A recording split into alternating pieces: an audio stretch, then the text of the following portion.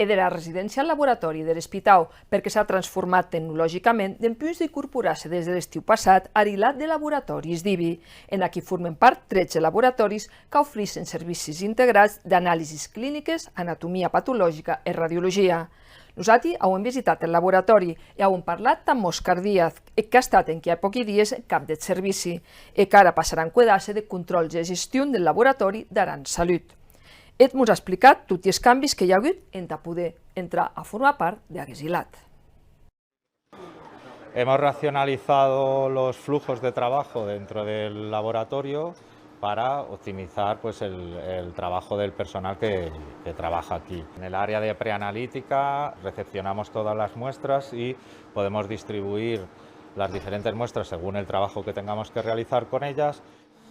Las ventajas de formar parte de la SARSA es compartir recursos, tanto físicos como de conocimiento, y también poder, como es el caso del microscopio, compartir imágenes y análisis que realizamos en los diferentes centros con profesionales de otros centros que están o más especializados o tienen otra tecnología que nos ayuda a completar el diagnóstico.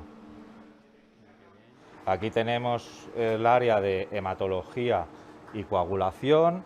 Estas son parte de las máquinas que hemos renovado también y actualizado durante este proceso. Además de ser un laboratorio que da servicio a toda la atención primaria del Val d'Aran y la Alta Ribagorça, también es un laboratorio de urgencias para las urgencias que atendemos en el hospital, tanto sea servicio de urgencias como la hospitalización. En este tipo de laboratorios no podemos discontinuar el servicio. Cuando un equipo falla, un equipo se estropea o no es capaz de funcionar, siempre tenemos una alternativa para seguir dando servicio.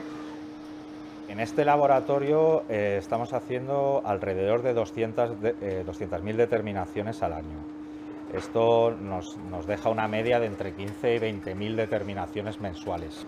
Y nuestro sistema informático tiene, uno de los fuertes que tiene es que tenemos trazabilidad de todos los procesos que hacemos con las muestras. Es decir, podemos identificar cuándo nos han llegado las muestras al laboratorio, cuándo las hemos procesado, qué resultados hemos obtenido. Todo esto queda trazado en nuestro sistema informático y podemos obtener esta información cuando lo necesitamos. Nos quedan estas dos máquinas, que son dos máquinas de bioquímica.